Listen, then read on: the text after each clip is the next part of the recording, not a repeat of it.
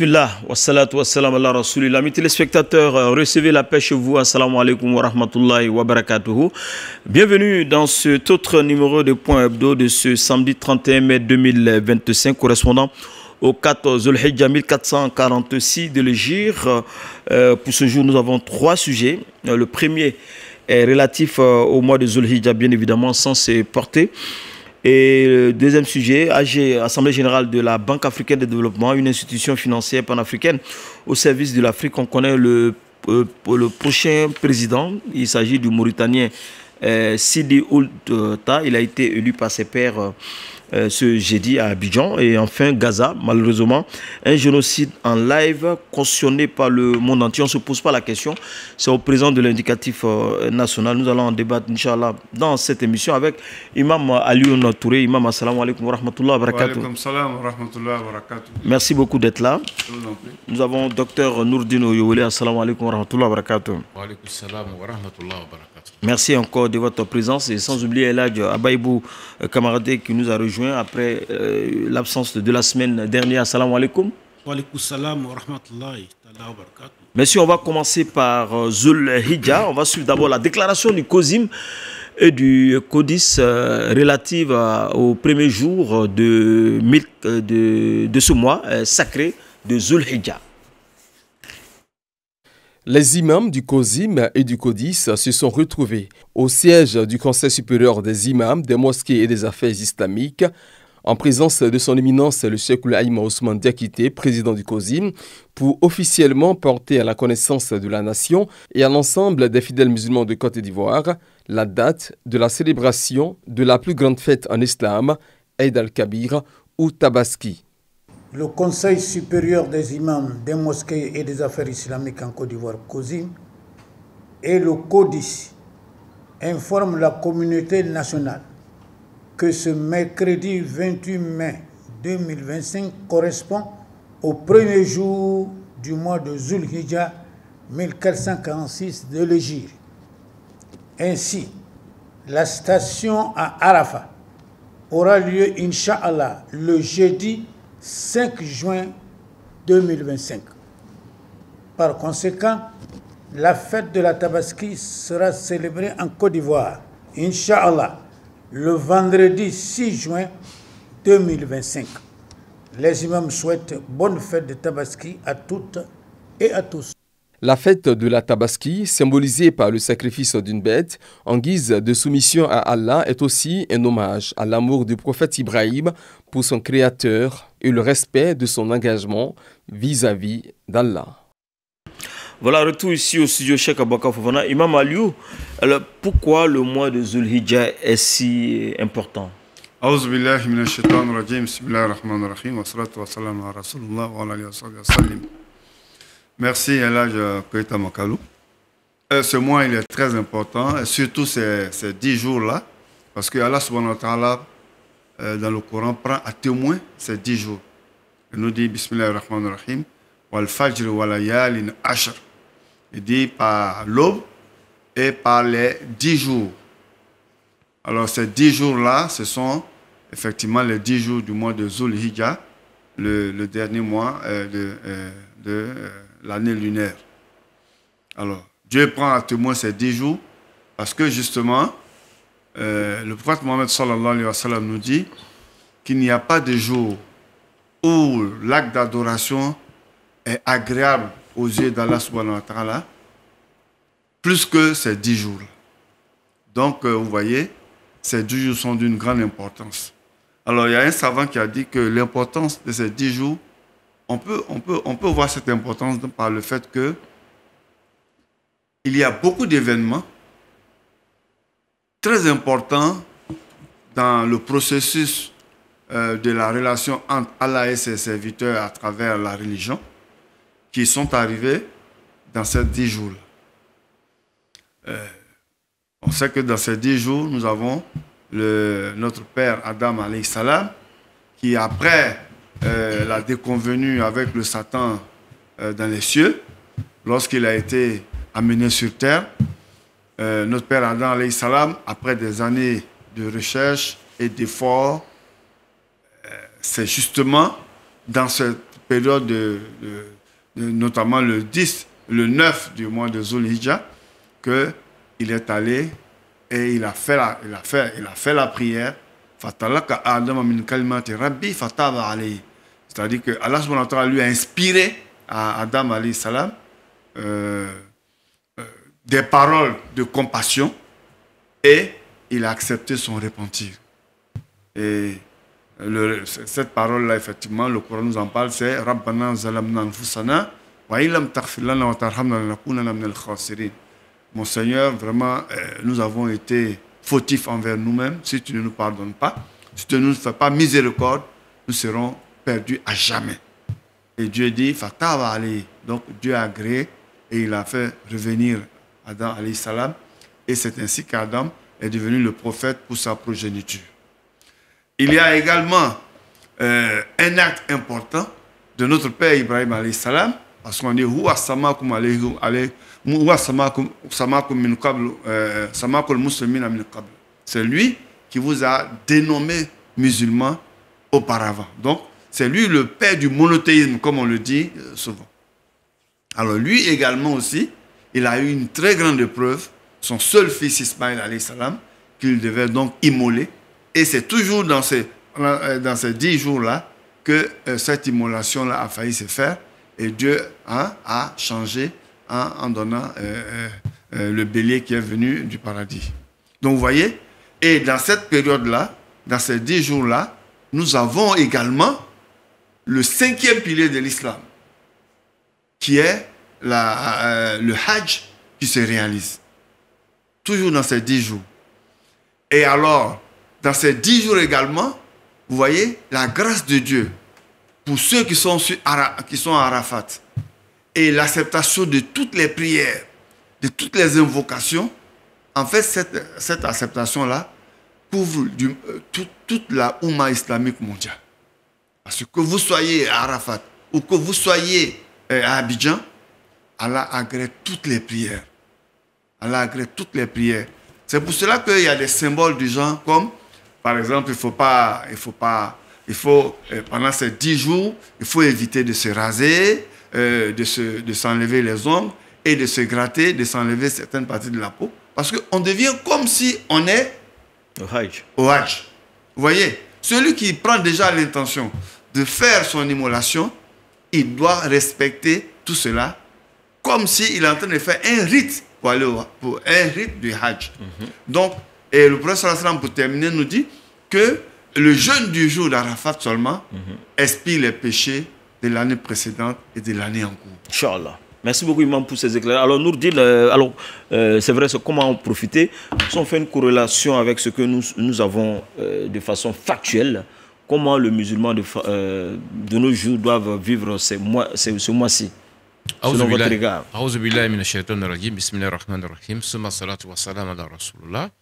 On remercie l'imam Aliou. Je pense qu'en complément, c'est ça. C'est les deux dimensions que le musulman doit avoir.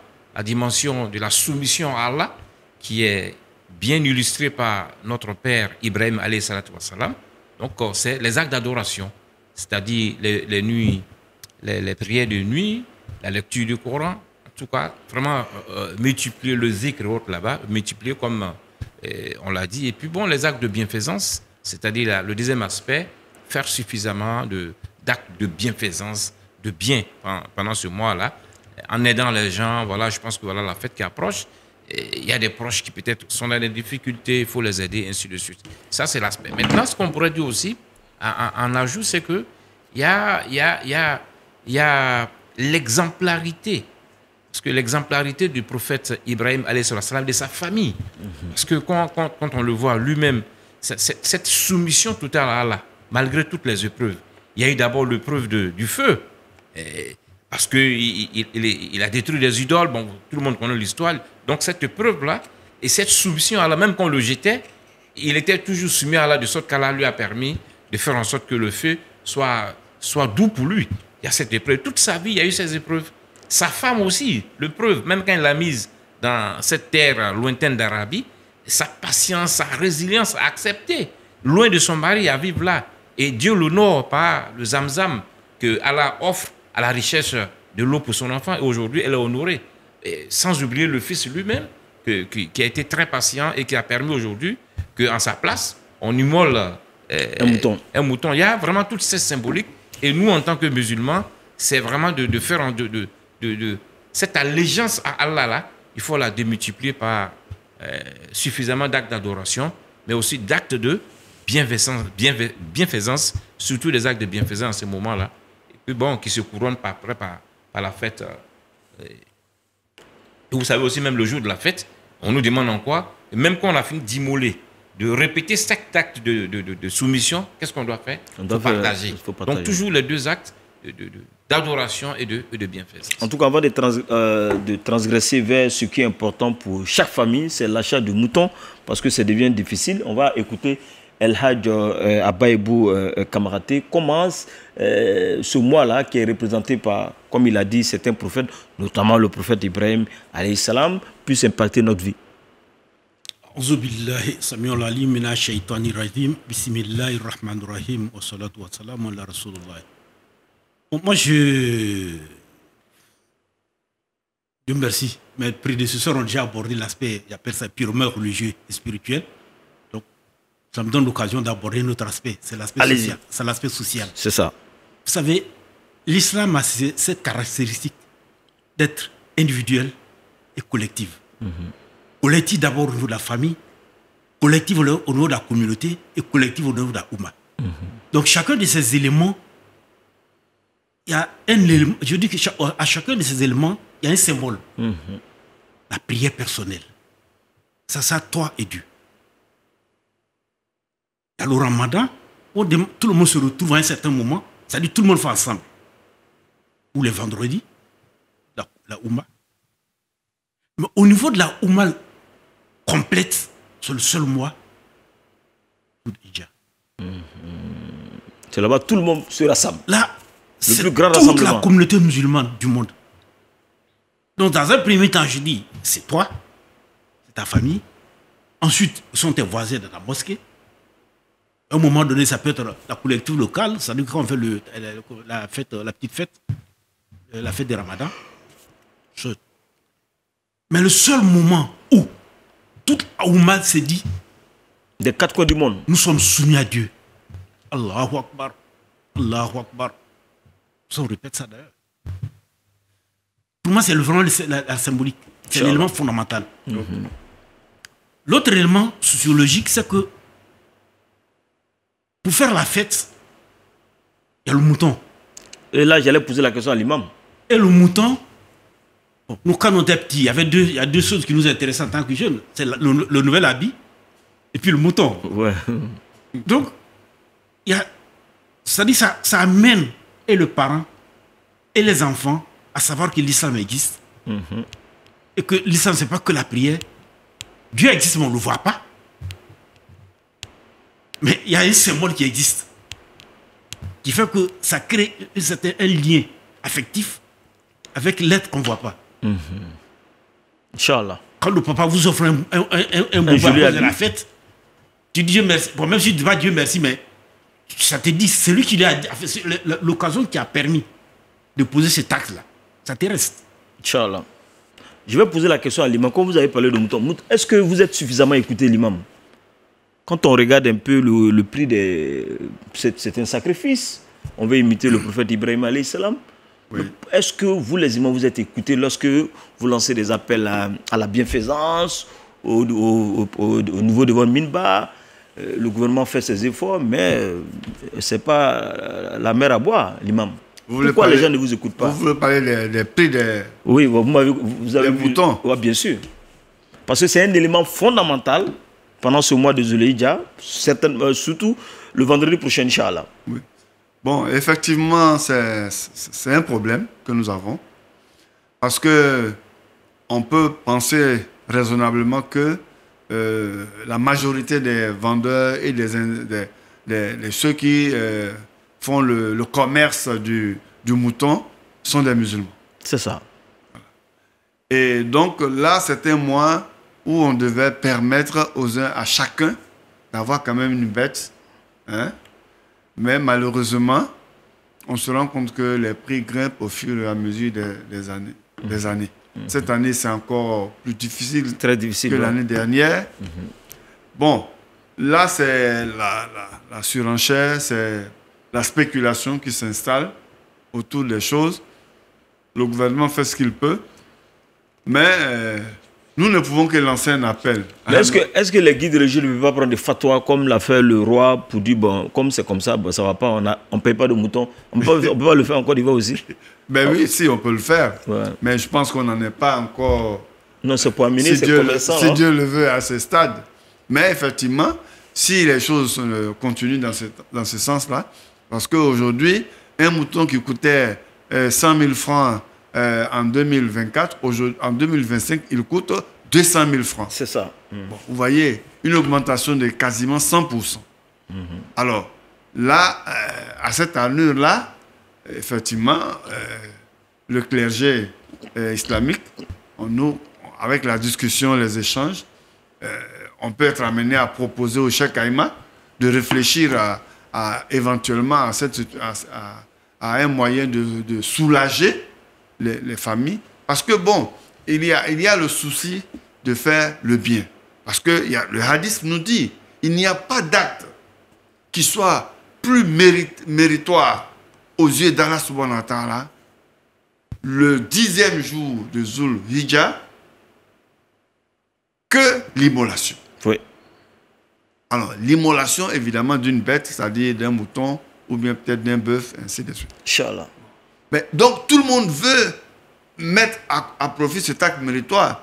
Mais que nos parents aussi qui vendent sachent que le même prophète, alayhi salatu wassalam, a acheté 2 moutons et il a dit, pour toute ma communauté, jusqu'à la fin des temps, qui ne pourra pas avoir les moyens de se procurer un mouton, j'immole cette bête pour que tout le monde en puisse en avoir les bénéfices. Inch'Allah. Qu'Allah le fasse. Amin. Baïbou avant Nourdine. Moi, c'est un constat que nous faisons. Sais, toujours, j'ai dit une chose. Il y a l'activité commerciale. Moi, j'analyse sous cette forme-là. Allez-y. Pas sous la forme, parce que, comme je dis, c'est pas parce que quelqu'un est musulman, quelqu'un va vendre un mouton, il va enlever le côté commercial dedans. Mais il peut être aussi honnête. Hein? Oui, l'honnêteté est une chose, mais la réalité du marché est une autre. Ok. Je ne sais pas quelle est la réalité du marché. À un moment donné, je peux constater seulement que les prix ont monté. On dit en Côte d'Ivoire, on a besoin de 160 000 têtes. Qu'est-ce qui fait monter? C'est sur ça qu'il faut travailler. Parce que quand vous regardez l'économie, il y a du mal les prix pour monter, pour peuvent descendre. Mais quels sont les facteurs qui influencent le changement économique? Vous savez, il y a le dernier prix du Nobel de la paix, de choses, de l'économie. Il a fait Behavioral Economy. Qu'est-ce qui pousse quelqu'un à faire une décision d'achat? Donc, il y a plein de paramètres qui influencent le marché. Ils vont parler de la guerre au Mali. Je n'en sais rien, mais ce que je veux dire par là, mais là-bas, la guerre est là il y a longtemps. Si la communauté, en tant que les leaders religieux, veulent avoir un impact sur le prix, c'est d'étudier quels sont les éléments qui impactent le prix et de voir comment ils peuvent agir sur ces éléments-là. Ça, c'est une bonne idée. Parce qu'il y a quelqu'un qui loue sa maison, il est musulman ou pas musulman, s'il y a un manque de maison, il va augmenter le prix. Inch'Allah. On termine avec un Nourdine 2 minutes. Moi, je pense que la solution, comme tout à l'heure, tu l'as dit, il y a 100, il y a un gap de 160 000 bêtes. Mais c'est le ministre, pour moi, c'est le gouvernement. C'est le ministère de l'Agriculture, enfin, en charge des ressources halieutiques et animales, qui doit vraiment... On attend cette politique-là qui doit être autosuffisante. C'est-à-dire qu'aujourd'hui, de sorte qu'on ne sera pas obligé d'importer qu'on appelle les bêtes chaque année. On peut faire en sorte qu'en Côte d'Ivoire, l'élevage puisse, j'allais dire, combler ce gap-là. Si on le fait, et là, la loi du marché va venir, de sorte que ceux qui viennent, plus on aura suffisamment sur le marché, comprenez que ça va faire baisser le coût. Donc, je pense qu'on n'est pas autosuffisant en termes de... Mais lui, il a parlé d'environnement. Non. Moi, on a dit c'est un problème d'économie. Mais si on a suffisamment de bêtes ici, les 160 000 ici, c'est comblé. Ceux qui vont venir leurs bêtes, ils ne feront pas de la surenchère. Donc, je pense que c'est au gouvernement, au ministère des Ressources halieutiques. On attend cette politique-là d'autosuffisance à tous les niveaux. au niveau du riz. Voilà, c'est ça. Et je pense qu'on attend ces résultats depuis, on ne les voit pas. Donc le gouvernement doit vraiment agir au plus vite pour que véritablement on ait cette autosuffisance alimentaire à tous les niveaux, pour qu'il n'y ait plus de spéculation sur les denrées alimentaires. Parce qu'avec le transport des moutons, les taxes des moutons, etc., ça peut agir sur le prix. On termine avec vous, oui, non, avant d'aborder le deuxième sujet. Je dis parce que, bon, moi, l'autosuffisance n'est pas forcément... Celui qui élève au Mali, si son marché c'est ici, si personne n'achète, ça veut dire qu'il a intérêt à avoir des prix qui vont... Ça dit même si vous produisez ici, que lui peut produire moins cher, il va venir vous concurrencer. La preuve c'est le riz. Non, mais vous me rejoignez. Non, la preuve c'est le riz. En ce moment, le prix va baisser. Voilà, le prix va baisser. La preuve c'est le riz. Le riz qui vient d'Inde, il n'est pas plus cher que notre riz. Que Dieu nous aide. En tout cas, la balle est dans notre camp pour pouvoir agir sur la spéculation parce que les moutons coûtent extrêmement cher. On va aborder le deuxième sujet, c'est l'Assemblée générale de la Banque africaine de développement. Abidjan, la Côte d'Ivoire, était l'épicentre de ce grand rassemblement africain qui a vu l'élection du Mauritanien Sidi Ould Dota, qui est devenu le nouveau président de l'institution financière africaine. On va suivre d'abord ce reportage de Abdoulakim Odouloye, on va en débattre sur ce plateau.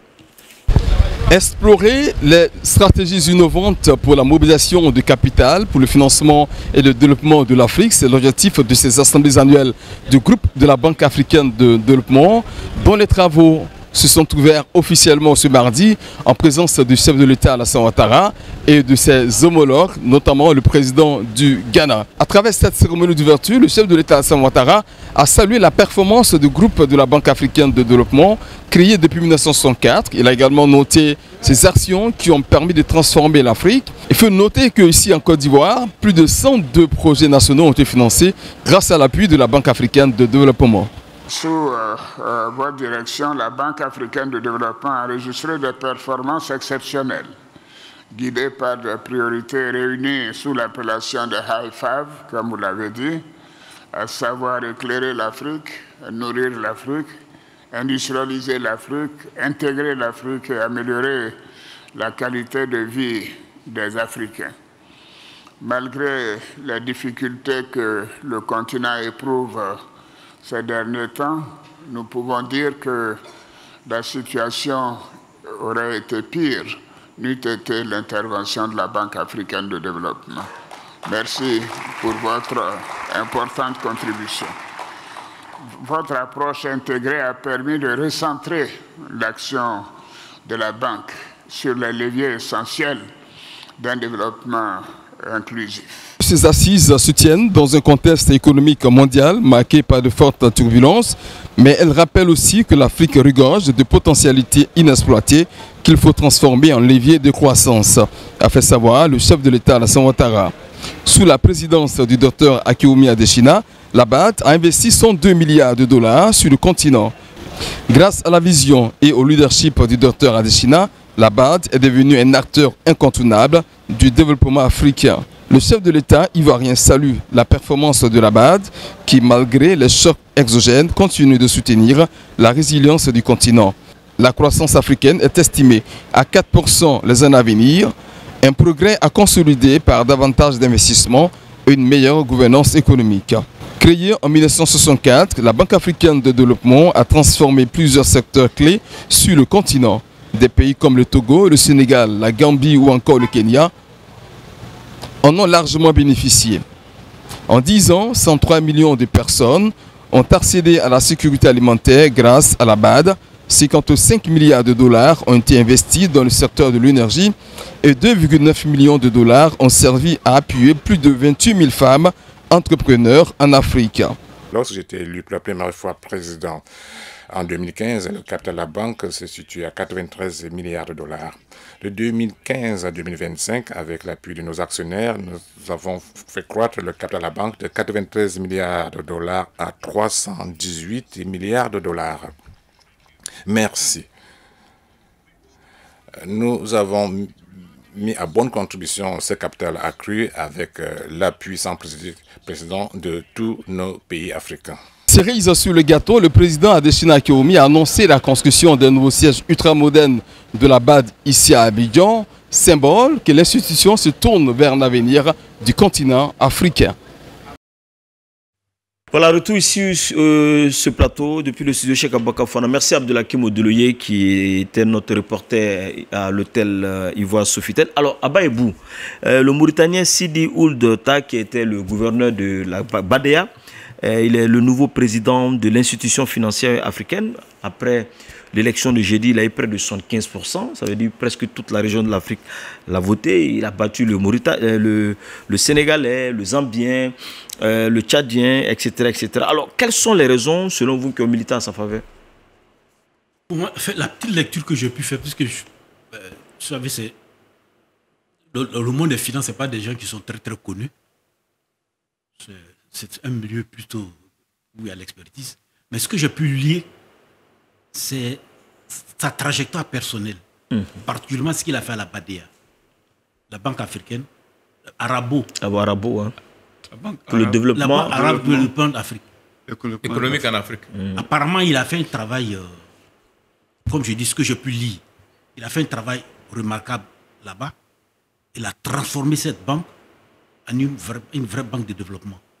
Donc, il a appuyé. Qui ont d'ailleurs des projets en Côte d'Ivoire, je crois, le BADEA. Donc, je me dis, les gens se sont dit, mais s'il a pu faire ça, ça veut dire qu'il peut répliquer la BAD. Je pense qu'on a regardé un peu ce passé-là. Il a été ministre de l'économie et des finances, Alain Nourdine. Non, ce que je lis, c'est surtout moi, je pense que comme elle a dit, il y a sa trajectoire. Hein, il a été ministre de l'économie et des finances. Donc déjà, la gestion d'un pays, il a cette idée. À la BADEA, il a transformé la BADEA pour qu'elle devienne véritablement une banque de développement où il a pu renflouer vraiment les caisses. Mais c'est surtout le fait que, pour moi, je pense que, excusez-moi, c'est le fait que les États-Unis sont en train de se désengager. C'est ça. Et à partir du moment où ils sont en train de se désengager, c'est-à-dire qu'il y aura les fonds, ils vont rapatrier les fonds. Et ce gap-là, comment il représente 8%, hein, quand on regarde les 10 actionnaires, la Côte voilà, fait ce gap-là, comment le rechercher? Je pense que aujourd'hui, les yeux sont tournés vers le Moyen-Orient, où il y a des fonds des pays du Golfe qui cherchent financement. Et comme lui, il a déjà travaillé là-bas, ils ont sa confiance, je pense qu'il pourra facilement attirer les financements des pays du Golfe pour combler le gap qui est en train d'être laissé au niveau de là-bas. Je pense que ça, c'est un élément fondamental qui a joué en sa faveur, parce qu'aujourd'hui, l'Afrique a besoin de financement, et comme les Américains s'en vont, ben, il pourra facilement drainer ce financement, et surtout qu'on lui fait confiance, parce qu'il a fait ses preuves au niveau de cette banque, et je pense que c'est surtout ça qui a vraiment joué en sa faveur pour que l'Afrique continue enfin, la BAD continue sa lancée qu'a imprimé le président sortant, c'est-à-dire Akéwumi Adesina. Alors justement, par rapport à l'ex-président qui a fait 10 ans, Akéwumi Adesina, quel héritage selon vous, l'imam, il laisse à son successeur Sidi Ould Ta? Je pense que M. Adesina, il a rapproché beaucoup plus la banque, la BAD, des pays africains. Parce qu'effectivement, votre reporter l'a dit tout à l'heure, rien qu'en Côte d'Ivoire, nous avons près de 100 projets, environ une centaine de projets qui ont été financés ou cofinancés par la BAD.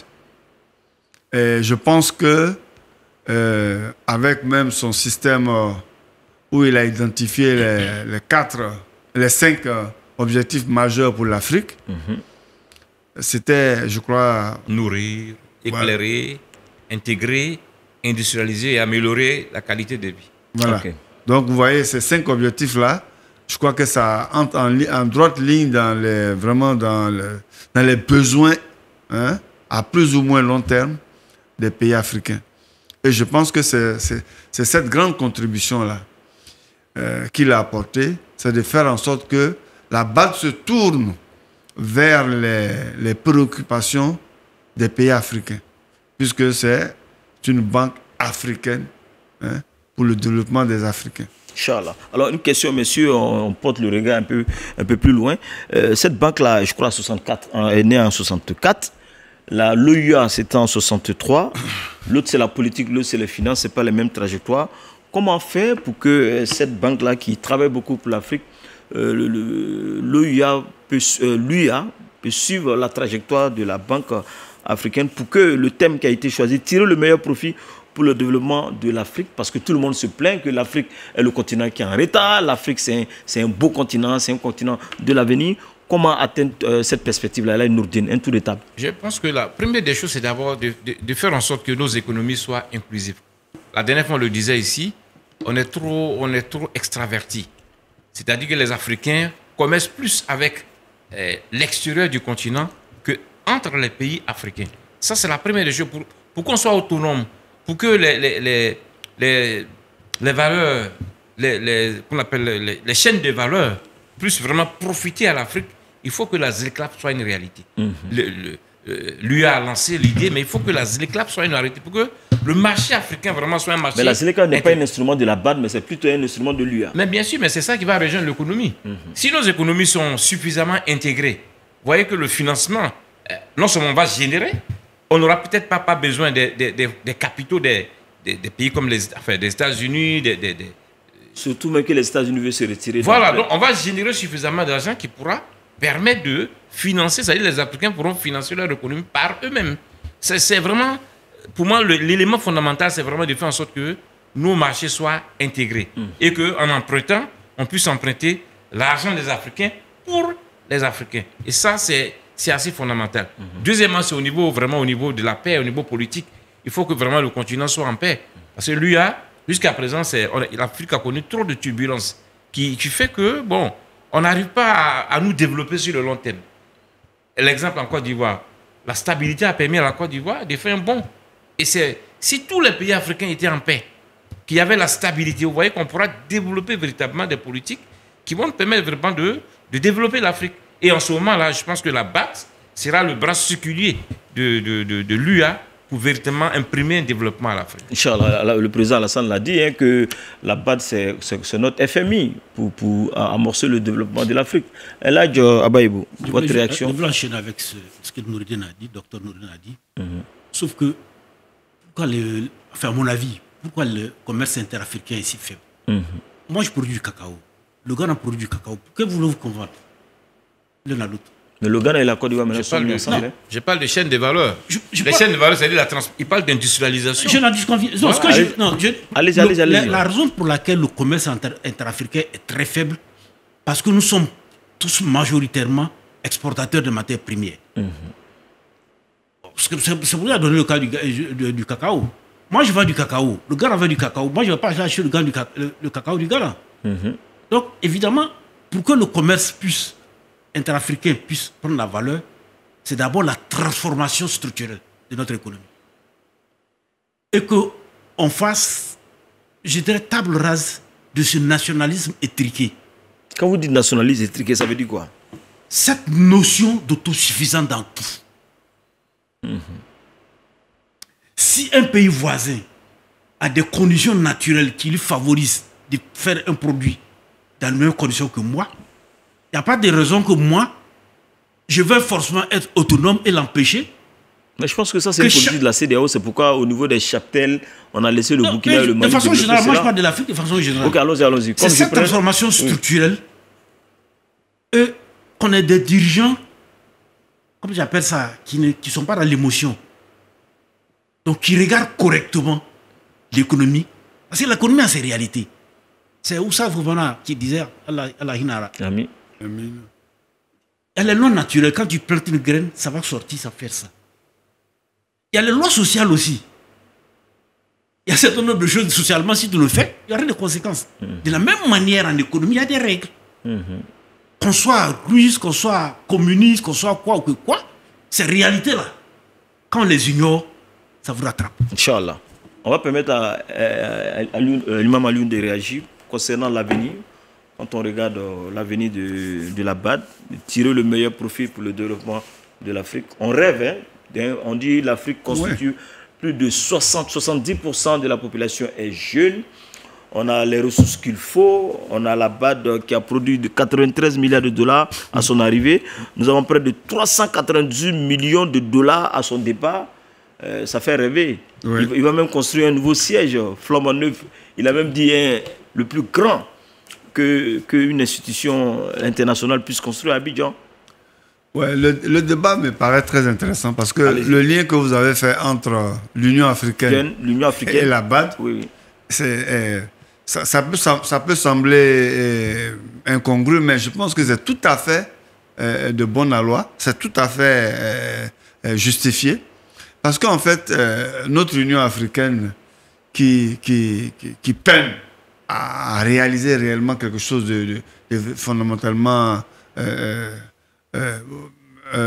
positif pour les Africains, c'est parce que bon, les gens se sont jetés sur les questions de politique politicienne. Ils ont commencé par ces choses-là.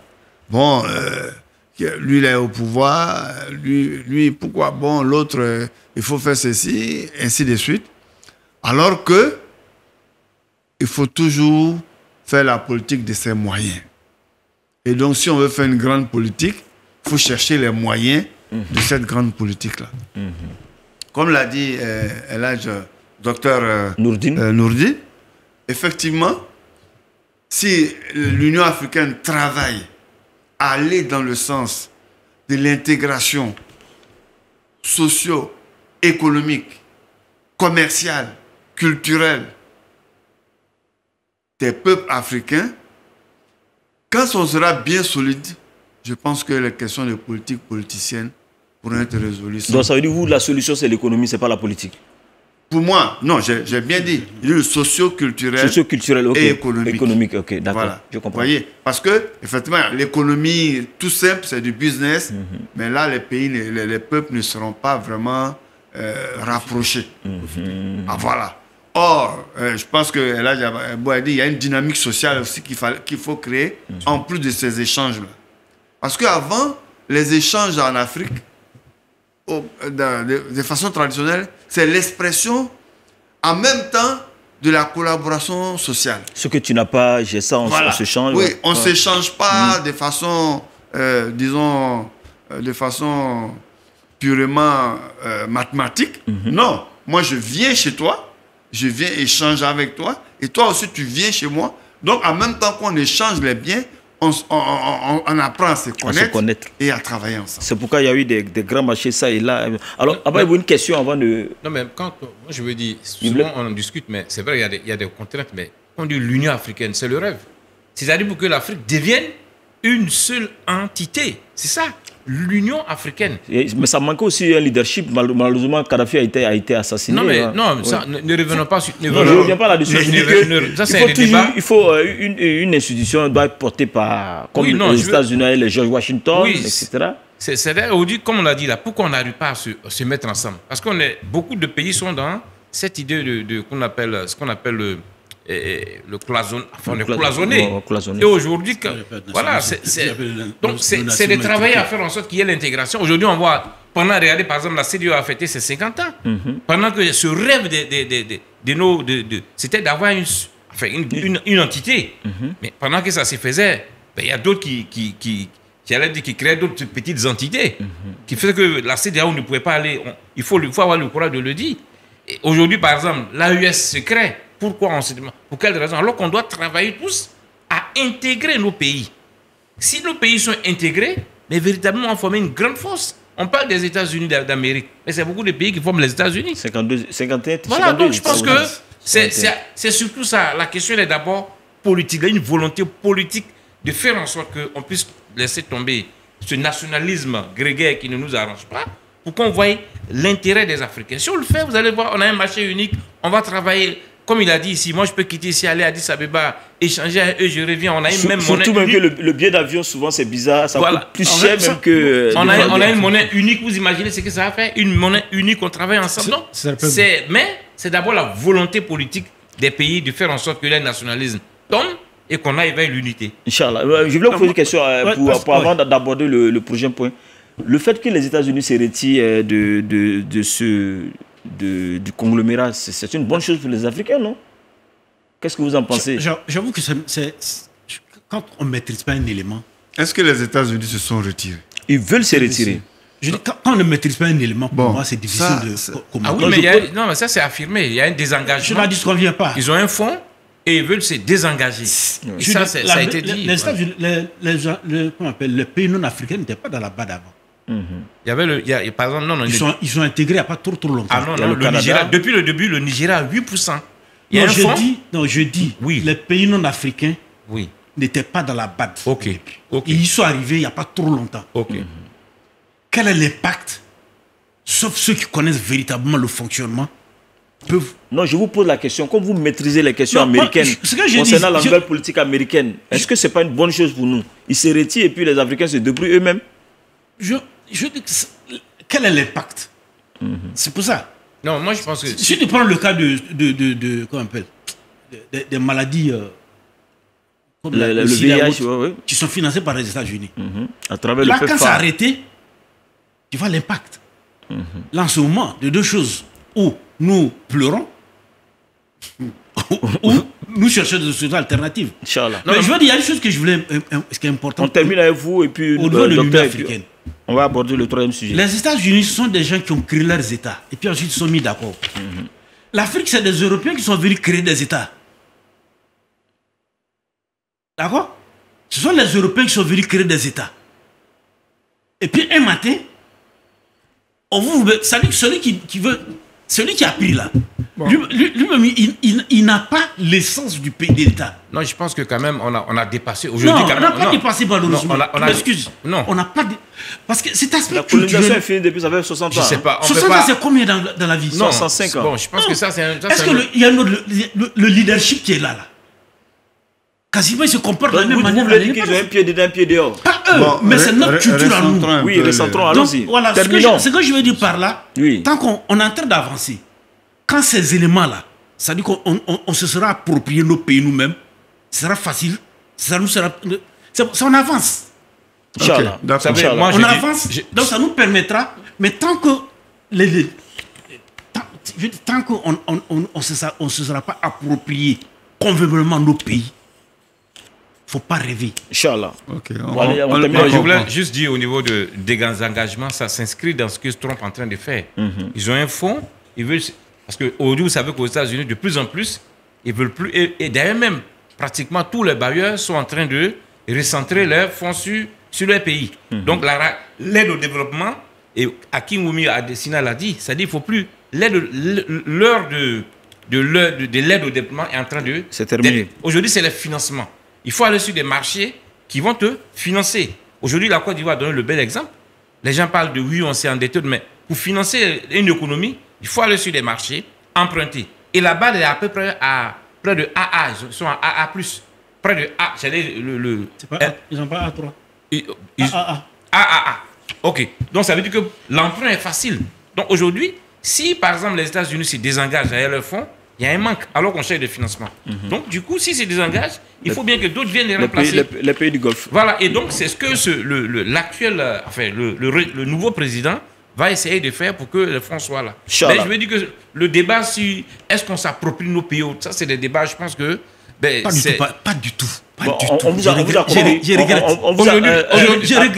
regrette énormément parce que psychologiquement... On vous a compris que selon vous, on ne s'est pas encore approprié nos pays.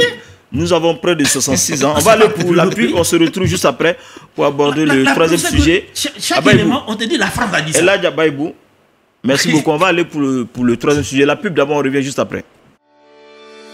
La boutique Al-Bayan vous propose des produits divers à usage quotidien à des prix raisonnables rien que pour vous. Des sacs, des thermos, des gourdes, des parapluies, des joggings, mais pas que. Vous avez également le nécessaire pour accomplir vos prières avec nos voiles pour maman et jeunes filles, des tapis, des hygromètres et bien d'autres. Alors qu'attendez-vous? À chacun son produit estampillé Al-Bayan. Contactez-nous vite au 01 71 14 79 39 ou au 01 72 89 91 51 ou le 05 56 84 75 52. Télévision Al-Bayan, la chaîne de l'islam éternel pour l'éternité.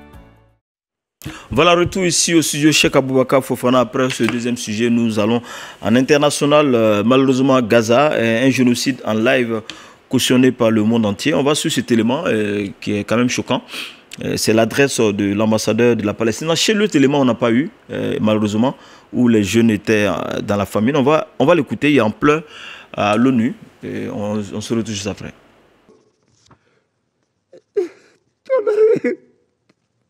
horror. Since Israel broke the ceasefire in March, over 1,300 Palestinian children have been killed, and around 4,000 have been injured. These are children. Children. And still, a war against barbarism. Children. Dozens of children are dying of starvation. The images of mothers embracing their motionless bodies, caressing their hair, talking to them, apologizing to them, is unbearable. How could anyone tolerate this horror?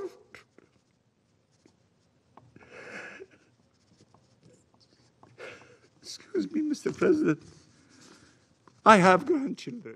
Voilà, retour ici, c'est l'émotion là-bas parce que c'est l'ambassadeur de la Palestine à l'ONU parlait de ce qui se passe à Gaza, le génocide qui est en cours, avec la faim préméditée des enfants qui n'arrivent plus à manger, qui n'arrivent plus à aller à l'école.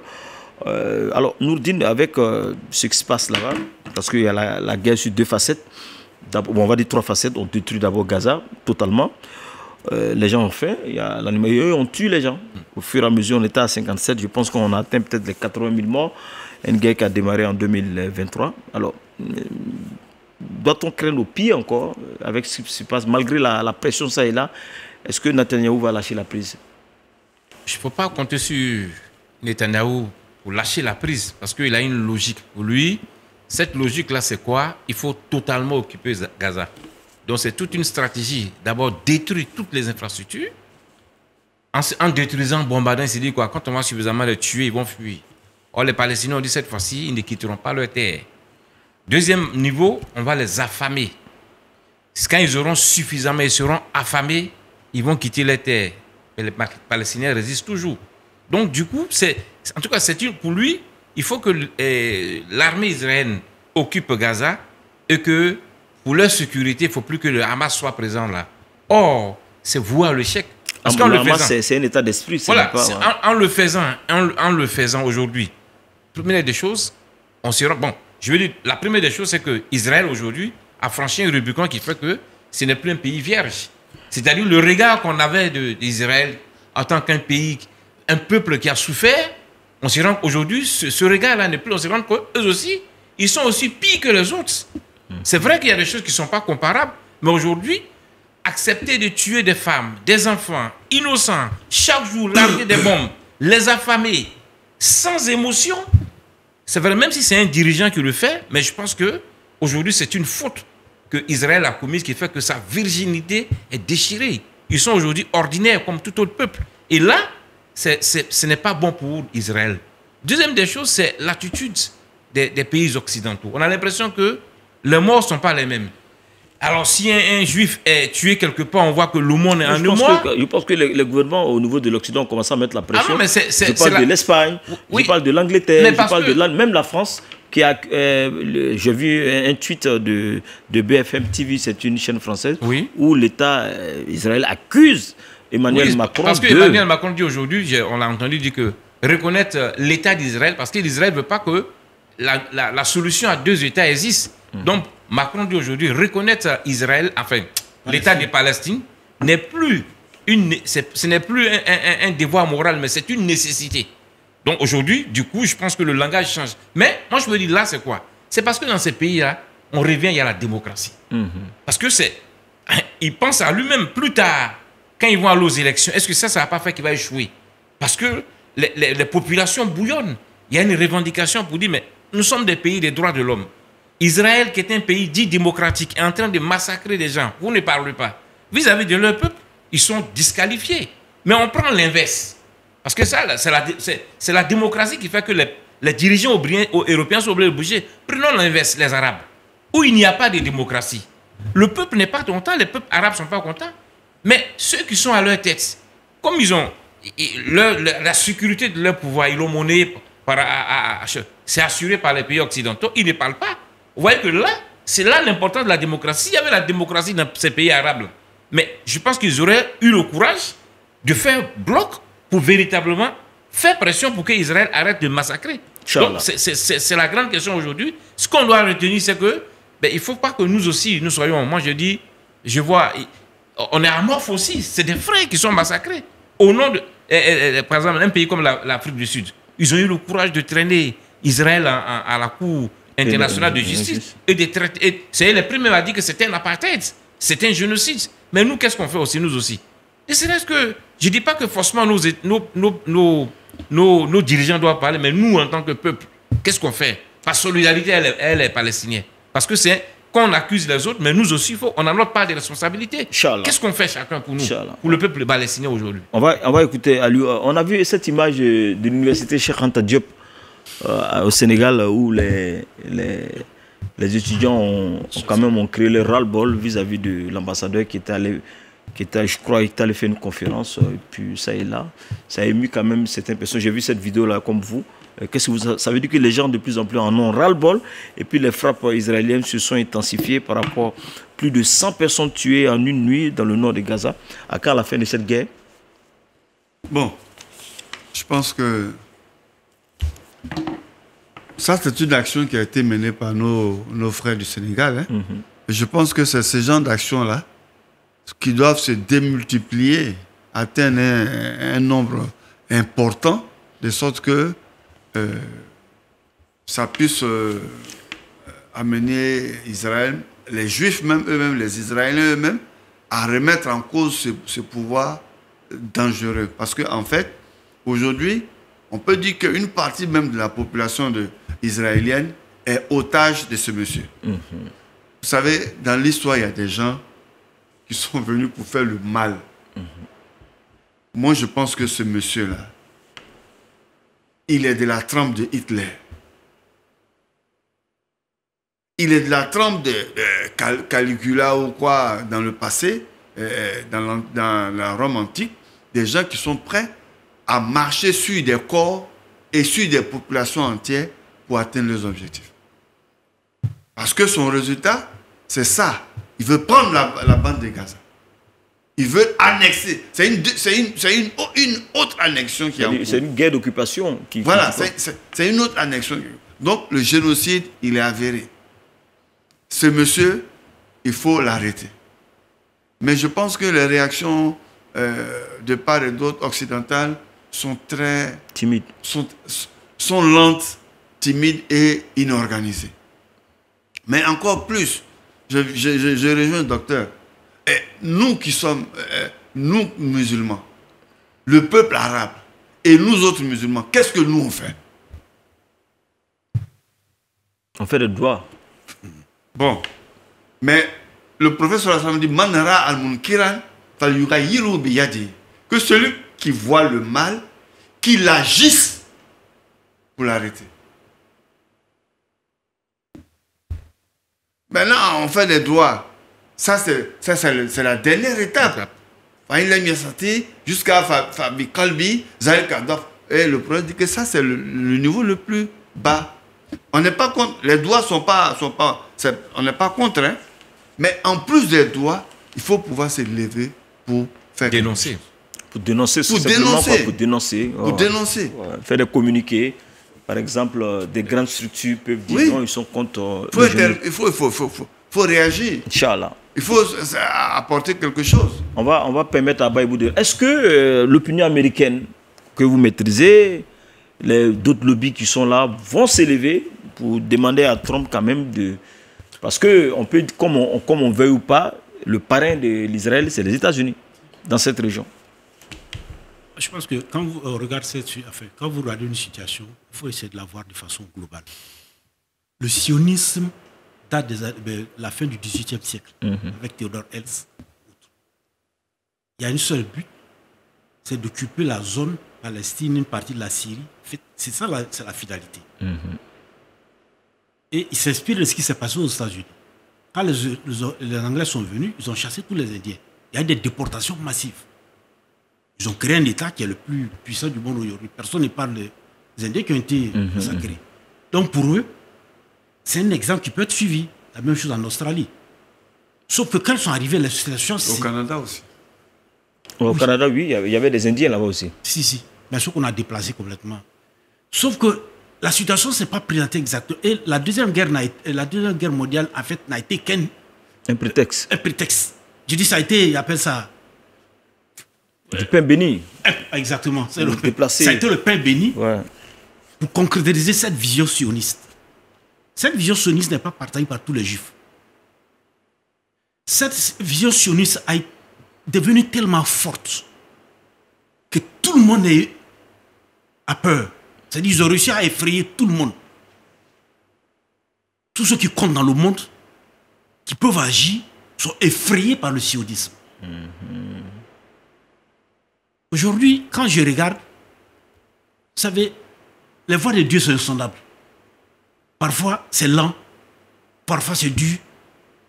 Plus cette pression sioniste était forte, je me dis, Dieu fait en sorte que, pour enlever cette pression, il vient avec des choses aussi fortes.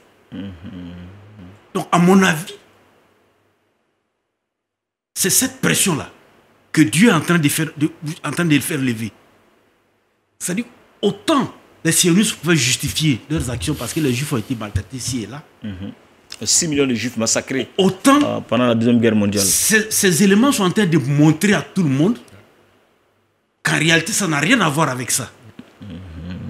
Donc, la lecture que moi j'ai faite, c'est qu'avec le temps, je répète, cette force qui a effrayé tout le monde va commencer à disparaître et ça va libérer. Inch'Allah. Que Dieu nous aide. L'élément que je voulais ajouter, c'est que, terminer, à mon avis, j'ai déjà écouté ça sur une vidéo YouTube. La première fois dans le monde où il y a une zone de guerre et les civils ne savent pas où aller. Parce que, généralement, quand il y a une guerre, elle est déplacée. On déplace tous les gens qui sont pas dans la guerre. Donc, quand tu prends le Soudan aujourd'hui, tu as, je sais pas moi, 1 million. Ils sont en Libye. Quand il y a eu la rébellion en Côte d'Ivoire, il y a plein qui sont venus au sud. La première fois dans l'histoire de l'humanité où il y a une guerre, la population civile ne sait même pas où aller. C'est pas parce que c'est pas uniquement comme nous a dit que les Palestiniens ne veulent pas fuir. S'ils avaient la possibilité, ils seraient partis. Il n'y a pas un endroit où ils peuvent aller. L'Égypte a bloqué. Il ne peut pas aller aussi au Liban, il peut pas la Syrie aussi a fermé. Donc, en fait, les Arabes disent si on les laisse venir, c'est donner raison à Israël. Ils vont occuper. Donc, il ne faut pas les laisser venir. Donc, c'est triste, mais la première fois où il y a les bombardements, où la population civile n'a nulle part où aller. Inch'Allah. Et je voulais ajouter qu'on dit que la moitié des armes qui sont utilisées par Israël est fournie par l'Union européenne. C'est-à-dire que c'est une grosse anarque. Les gens, par les États-Unis, donc c'est une grosse anarque. Les gens donnent l'impression, mais ils sont complices. Et je pense qu'ils sont complices. Et il faut que, devant l'histoire de l'humanité, donc ça dit que ces pays-là n'ont plus de leçons à donner à quiconque. Non, bien sûr, bien sûr. Même pas l'histoire des États-Unis. Comme j'ai dit, tous les dirigeants politiques ont peur du sionisme. C'est ça la réalité. Oui, mais que ce soit 30 secondes. Comme on l'a dit, il faut que au niveau des pays arabes et des mais je pense qu'avec le voyage des communautés musulmanes, ils ont peur de la pression sioniste. C'est tout. Le voyage de Trump pouvait faire quand même un contrepoids puisqu'il a vu les. Quand le roi d'Arabie Saoudite, les pays arabes ils ont peur du sionisme, donc ils ont plus peur du sionisme que de Dieu. Bien sûr. Alors là. Bien sûr. Non, mais quand le roi d'Arabie Saoudite pense que, en ne suivant pas Israël, son régime va tomber. Non, mais on revient encore. Ce qui l'intéresse le plus, c'est garder son pouvoir. Il s'en fout des Palestiniens. Je reviens à la question de la démocratie. C'est là que la démocratie est importante. Je ne pense pas que ce soit un problème de démocratie. Non, mais parce que si c'est un pays, c'est des pays où il y a la démocratie. Parce que comme on l'a dit, le monarque, il tient plus à son pouvoir au peuple. Aux États-Unis, la démocratie. Mais bien sûr. Mais puisque le sionisme. Ça dit que la notion de liberté, la notion d'information, quand le sionisme maîtrise, ce que tu dis est bon, c'est lui qui te dit ce qui est bon. Mais aujourd'hui, tant aussi longtemps qu'on a. Ava proteste. Là-bas, il y a la démocratie, donc il se faut entendre. Ava proteste. Ils ont retiré près de 100 milliards de dollars. Oui, mais. Non, c'est pas la démocratie. Moi, je pense qu'on peut terminer en disant que Nous nous en remettons à Allah subhanahu wa ta'ala. Voilà.